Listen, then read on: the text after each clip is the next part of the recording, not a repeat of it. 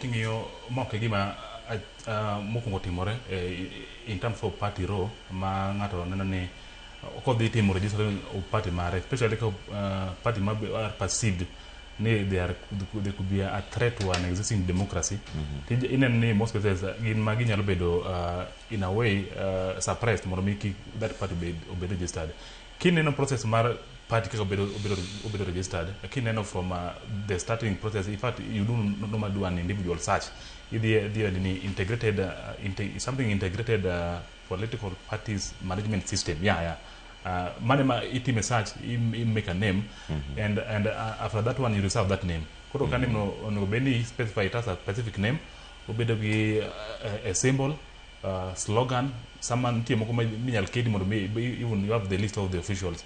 But that's not that very important. Keep in terms of now the final word maturity. I think the reservation bedo for roughly 90 days. Eko bedo formally approved ko poni or meet the requirement.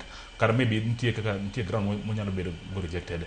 But Cleophas, king'iyo Linda, the word Linda, political parties ma upon the do mar Linda Mwananchi team led by Karoli Ponjoroge and Faith Odhiambo. Gin among the matis ntiere wakili kanyo manyalo lero negi what it really is. But apani still en gima ng'wech madhi bedo kindgi mar larruok gi the register of the office of the register of political parties mondo mi name obed registered.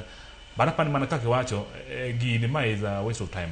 Ok apar kodhi giene odhi meet the threshold madware mondo mi they use that name. King'iyo the Liberty Party, the Linda name, they have a power to tell Nini this a name we've reserved already. Ma will feel ni someone will be able to like cloud them. Kupone the same name. They are justified kendo gigadi marwach ma defend kada kupone ginya the court. Kupone maybe kada de be no mingi that name ni mono giti godo. They are very much advantage ginya the court mame that name will be suspended ma they can be forced to use another name. Kura pani the register or ka okapar kan tire anything to do with though they definitely okunya yuru kai political which are okunya bede, but apparently in a very fair ground they have a very genuine point to kako bede they ginyalo dey maybe appeal watch mar ni otam gi mondo meki giti nyingno apparently en gima nyalo kono gi ni ntiere another way menyalo ginyalo timo that way. They can be able to look for another name because ananyalo kono gi ni Linda, people know Linda and they know their leaders. If they really have that confidence ni the name ama call this more apani man is a bit of a way of winning a political point, but apani ginyalo move ahead mondo migi such another name you move forward. Erokamana Dr. Dul. Yes. En nying makoro chal ne lare sana.